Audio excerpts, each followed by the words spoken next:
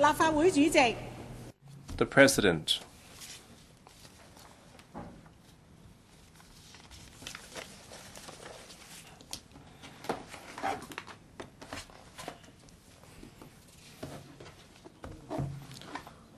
Mr. Alohin tried to move a Section 1612 motion. The President's, what is your ruling based on? I would now speak in Putonghua. Please wait a minute while I fetch my script. I have submitted my script to the Secretary. I need to outline my rationale based on the script. I've submitted it for the President to weigh on the grounds. In our discussion, I took my script with me, so I would like to read off my script. Can you allow me to outline my reasoning? I will only allow you to briefly explain why you want to move the motion. Okay. Mrs. Regine Ip just said that I should speak in Putonghua. Please don't make life difficult for our interpreters. Yes, exactly. I was wondering how they got me in the first place. So, okay, let's speak in Cantonese then. Now, first of all, this matter is urgent. Here we're talking about monitoring of works. And there's suspicion of someone cutting short the piles. And then eventually there's a problem. So this is an important matter. And if the matter is not dealt with properly and then the works proceed further, then I'm concerned that the structure of the Sha-Tin Central link would be under jeopardy.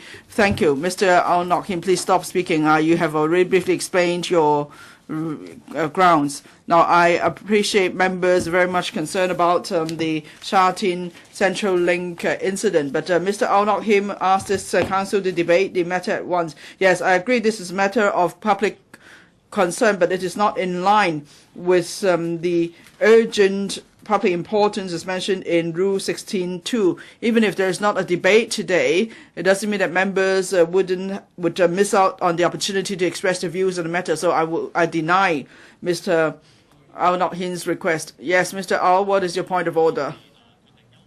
Now, just before the you adjourned the council, I read the subject, and then you adjourned the council. But at that point, did you hear clearly what I was talking about? What kind of adjournment I'm talking about? Well, maybe my Putonghua is not so good, but I followed what you said. And that's why I adjourned the council, so we could study your request in detail before coming to this ruling. Ms. Claude-Mo, your point of order, please. Now, you believe the motion is important but not urgent. But then we're talking about the safety of the construction workers concerned, so why is it not urgent? I've already made a ruling on the request. Please do not question my ruling. Government Bills. United Nations Sanctions Amendment Bill 2018. Second reading. Secretary for Commerce and Economic Development. President and members, I move to the second reading of the United Nations Sanctioned Amendment Bill 2018. This bill aims to amend the United Nations Sanction Ordinance, CAP 537, UNSO, to enable regulations made under that ordinance to impose sanctions directly against persons, including groups, undertakings, and entities whom the Security Council of the United Nations decides to sanction, on the instructions of the Central People's Government of the People's Republic of China. It is the obligation of the Hong Kong Special Economic Administrative Region to implement the sanctions decided by the UNSC under Chapter 7 of the Charter of the United Nations. Over the years, the Hong Kong government has made regulations to give effect of instructions from the Ministry of Foreign Affairs to implement sanctions imposed by the UN Security Council against places outside PRC. Recognizing that terrorism poses a threat to international peace and security, the UNSC has also imposed sanctions against terrorist groups. Hence, the subjects of sanctions imposed by UNSC is no longer restricted to individual places, but extended to terrorist groups with more than one geographical base.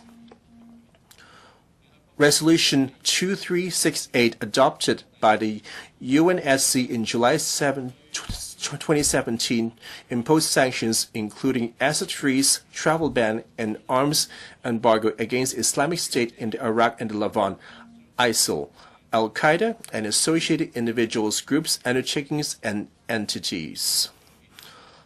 The Ministry of Foreign Affairs has instructed the Hong Kong Special Administrative Region government to implement the aforesaid sanction measures.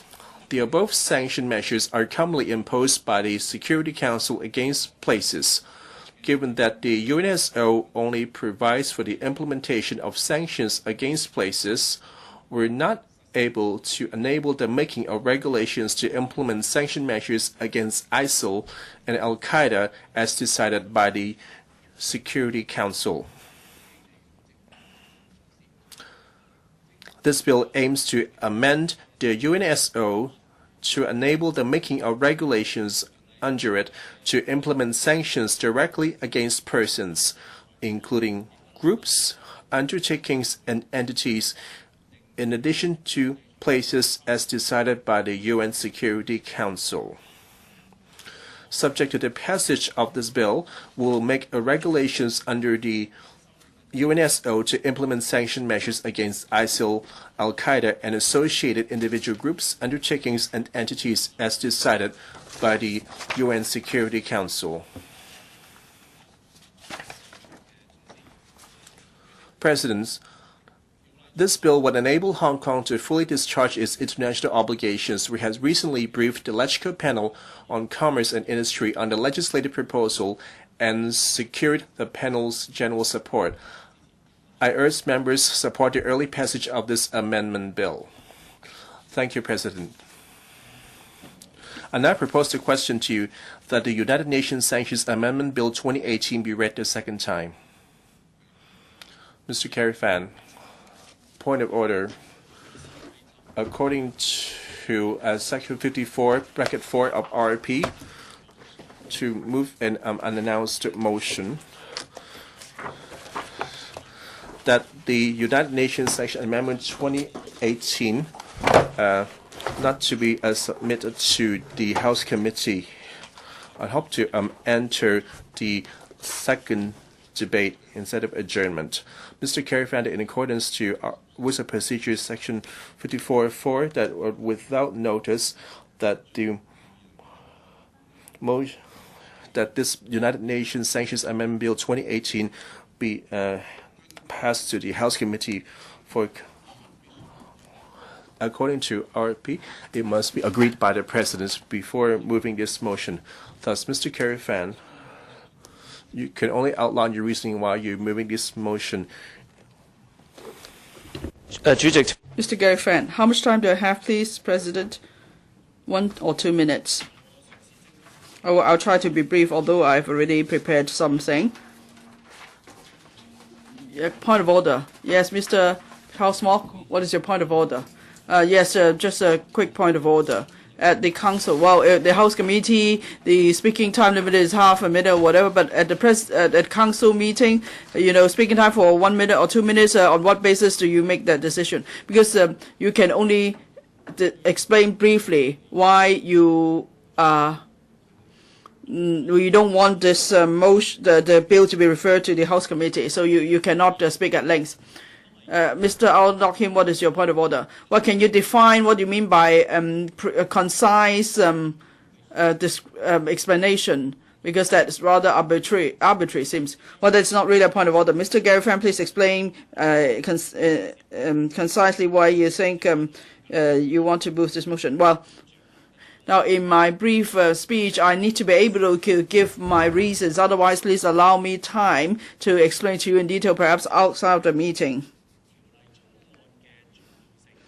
I'm referring to the importance and urgency of this bill and the scope covered, and also it has to be targeted. And since there is no controversy about the bill, and also this bill will have implications on our international standing.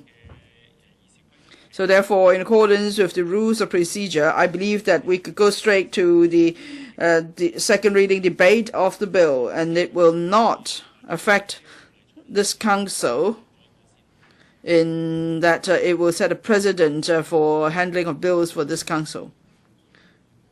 Please take a seat. I understand that this bill is about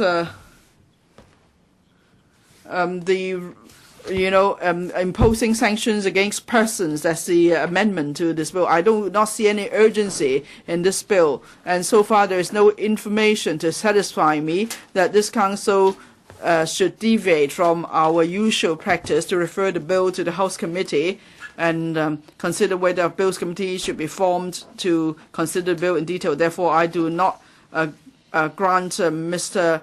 Gary Friend his request. Mr. Al-Nakim, what is your point of order?